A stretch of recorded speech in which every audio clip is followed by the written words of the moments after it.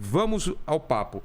Monark, desculpa se repetir algumas coisas que a gente falou lá no seu podcast, foi muito legal, mas é que aqui você sabe, é outra bolha, outro negócio. Claro. Mas o que eu queria deixar pro pessoal assim, cara, que eu fiquei muito preocupado contigo, muito preocupado nas primeiras horas, nos primeiros dias, e eu não consigo, por mais que você tenha me falado, eu não consigo me colocar no seu lugar do que você passou, cara.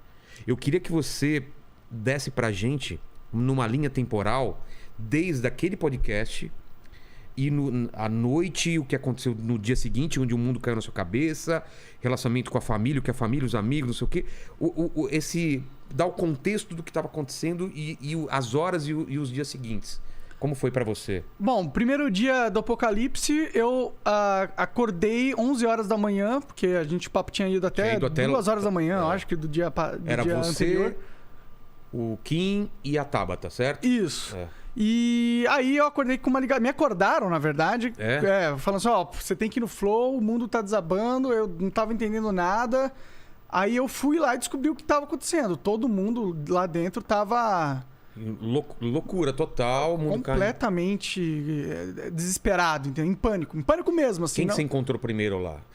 Você encontra o Igor, você fala antes? Ou você... O Igor tava no Rio de Janeiro, cara. Putz, é mesmo, eles estavam indo pra falar com o Zico. Isso, ele e o David Jones. Isso. Então, você acaba falando com quem lá? Tava todo mundo que... Tava o André, que é o CEO, tava o Bruno, que é o CFO. Tá. E tinha uma galera lá.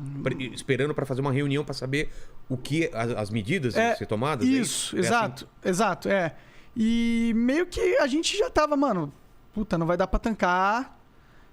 Essa foi muito grande, a gente vai ter que dar algo. A estratégia que eles tinham era dar um corpo pra salvar. Literalmente mesmo. Não adianta só pedir desculpas, não adianta retratação. Não, primeiro a gente pediu desculpas, aí não ajudou. Então, mas isso. Piorou, inclusive. Isso fez parte da estratégia. Fala, tipo, faz um vídeo. Sim, eles falaram, tem que pedir desculpa e tal. Eu falei, cara.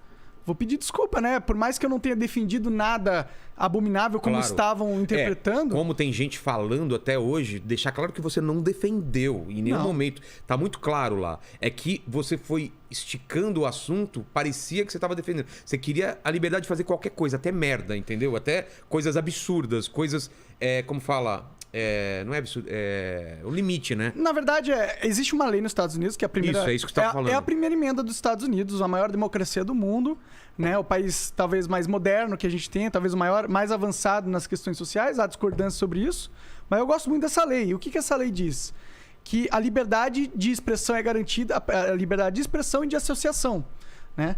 Então, por isso acontecer...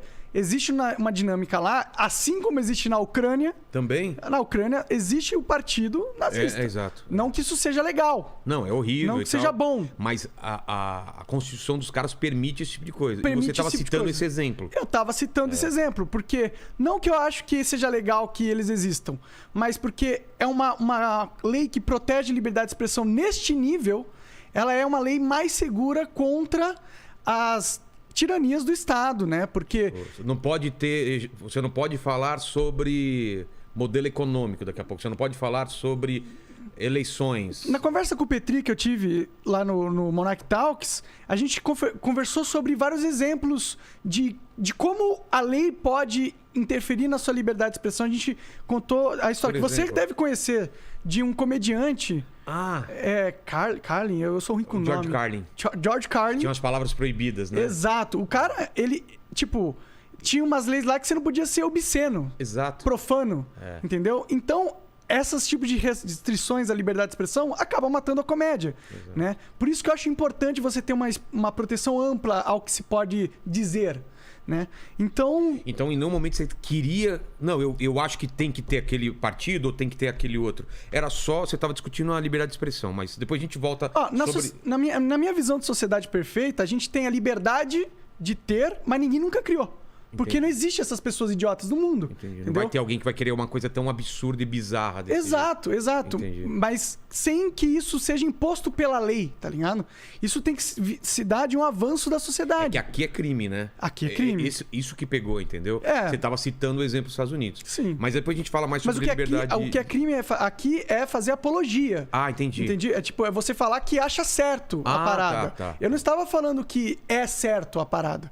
Pelo contrário. A gente estava discutindo como mitigar os efeitos da parada. Mas disseram que você cometeu crime, você vai ter que depor em alguma coisa sobre isso? Ou não? Cara, está rolando uma investigação pelo MP Nacional, Federal, que eles vão ter que decidir ou não se eles apresentam uma denúncia como se eu tivesse feito apologia para ser julgado, entendeu? Entendi. Então, pode ser que aconteça algo assim. Pode ser que eles interpretem como se fosse isso, mas é uma interpretação muito rasa do que aconteceu. Porque alguns segundos depois e antes daquela fase, eu falo que nazismo é do demônio, eu falo que nazismo é errado pra caralho, que só gente idiota pensa isso. E então, tá claro ali na mídia que eu não estou fazendo apologia à parada. Eu estou contemplando uma visão de liberdade de expressão que é a mesma dos Estados Unidos, da América, que foi... teve uma época que os ministros supremos nos Estados Unidos, eles tiveram que votar se essa lei ia continuar ou não. E eles votaram para que continuasse da forma com que está escrito na Constituição. Então, o que eu estava defendendo não era nada fora do planeta Terra, entendeu? Ele era algo que é uma realidade que existe na maior democracia do mundo. É a mesma coisa que você fala assim, você não pode fazer piada sobre estupro, ou não pode fazer piada sobre ou não machismo. Pode ter um cara que é pedófilo vilão num filme. Exatamente. Você não tá falando que o estupro é certo. Você só não quer que isso saia do controle, que você não pode simplesmente nem falar. Eu não posso discutir sobre isso. Exato. Eu não posso fazer piadas onde eu falo que isso é errado. Eu simplesmente não posso mais falar. Eu entendi muito a sua... Tanto que você me falou lá no seu programa que vocês... Terminou o programa, vocês não ficaram apavorados com o que poderia acontecer. Não. Foi normal. Tava todo mundo rindo, feliz. A Tabata, inclusive. Tiraram foto, até eu vi. Foi todo mundo sorrindo, todo mundo legal. Porque a gente entendeu todo o contexto da coisa. O contexto da coisa nunca foi defender essa merda. O contexto da coisa era liberdade de expressão. E tava também passando por uma parte de que porque queriam que fossem banidos livros falando sobre nazismo, entendeu? E eu não sou a favor disso, porque as pessoas têm que entender o que é justamente para evitar. E como que ela vai ler? Como que ela vai entender? Né? Quem não conhece a história tá fadado a repetir, né? Exato. Então, os erros que aconteceram, né? Então é exatamente isso que as pessoas estão propondo e que eu sou contra. Eu não acho que a gente mata um assunto fingindo que ele não existe. Jogando para baixo do tapete. Sim. Existe o problema, existe gente que acha isso que legal, pensa isso. E a gente tinha que ver quem é. Exatamente. Na minha opinião. Exatamente. Tinha que ver quem é para justamente saber como lidar.